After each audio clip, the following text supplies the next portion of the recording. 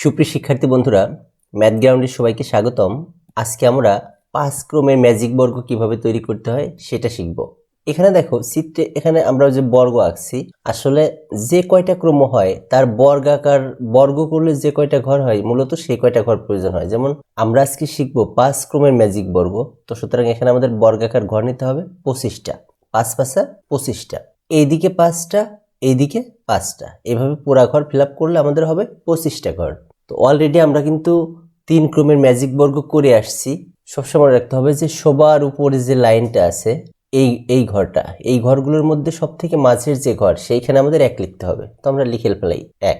এরপরে আমরা এইখান থেকে এই সোজাসুজি বের হয়ে যাব। বের হয়ে যাওয়ার পরে দেখো এইখানে আমাদের কোনো ঘর নাই।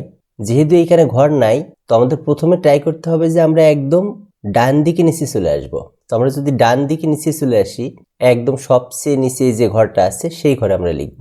যেহেতু আমাদের এখানে সুযোগ আছে আমরা লিখব। যদি না থাকতো, ধরো বাম, এইখানে আমার কোনো ঘর নাই, তাহলে আমরা যেতাম বাম দিকে। কিন্তু আমার ডানে দেখো নিচের দিকে ঘর আছে, তাহলে আমরা এখানে 2 লিখব। এরপর আবার এখান দিয়ে আড়াআড়ি বের হয়ে যাব, তাহলে 2 এর পরে এখানে হবে আমার 3।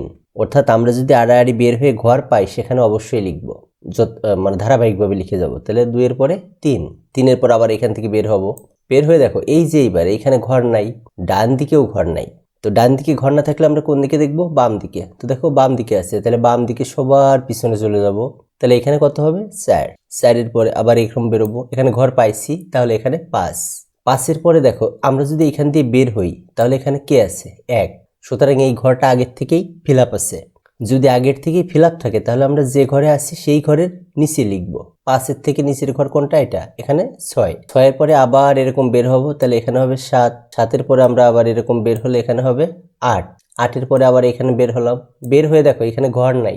ঘর না থাকলে আমাদের নিয়ম কি? সব থেকে নিচের দিকে চলে আসে ডান দিক। তো সব থেকে নিচে চলে আসলে এখানে হবে 9। 9 এর পরে আবার বের হলাম, এখানে ঘর নাই। প্রথমে ডান দিকে দেখলাম, নিচে নাই, ঘর নাই, তাহলে বাম দিকে। বামে সবার পিছনে এইখানে হবে 10। 10 এর পরে দেখো আমরা যখন এখানে বের হতে গেলাম তখন দেখি এখানে ঘরটা আগের থেকেই ফিল আপ। যদি আগের থেকে এরকম ফিল আপ থাকে তাহলে আমরা কি করব? নিচের দিকে চলে আসবো। তাহলে 10 এর নিচে আসলে 11।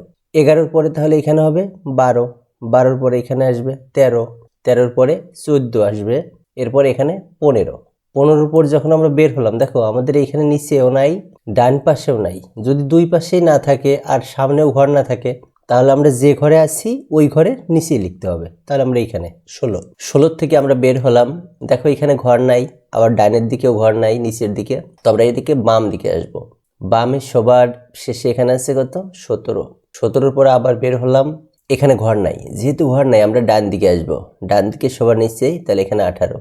18 পরে এটাই হবে 19। 19 পরে এটা হবে 20। 20 পরে দেখো বের হতে গেলে আমাদের ব্লক থাকলে কি আমরা যে ঘরে আছি তার নিচে, তাহলে এখানে চলে আসলাম নিচে 21। 21 পরে এই ঘরে 22। 22 পরে যখন বের হলাম, দেখো এখানে ঘর নাই, আবার নিচের দিকেও ঘর নাই, তাহলে কোন দিকে যাব? বাম দিকে। তাহলে সব থেকে বামের ঘর এখানে হবে 23। 23 পরে এটা এখানে 24। 24 পরে দেখো বের হলাম, বের হয়ে ঘর নাই। তো ঘর না থাকলে আমরা কোথায় আসবো? প্রথমে ডান দিকে নিচে, তাহলে ডান দিকে নিচে এখানে হবে 25। তাহলে দেখো আমাদের কিন্তু সবগুলো ঘরে সংখ্যা বসানো শেষ। এখন 5 ক্রমের যে ম্যাজিক সংখ্যাটা সেটা আমরা একটু দেখি। 5 ক্রমের ম্যাজিক সংখ্যা হচ্ছে 65। এই যে আমরা সূত্র ক * ক² + 1/2, এই সূত্রে মান আমরা 5 বসালাম। 5 বসালে আমাদের আসলে কত? 65। অর্থাৎ আমরা যেদিকেই সংখ্যা যোগ করব আমাদের যোগফল হবে 65। অর্থাৎ এই আড়াআড়ি বলি, এইদিকে বলি, এইভাবে যেভাবে আমরা এটা করি তাহলে আমাদের সেখানে যোগফলটা আসবে 65। তো এটাই হচ্ছে 5 ক্রমের ম্যাজিক বর্গ লেখার নিয়ম। ধন্যবাদ সবাইকে।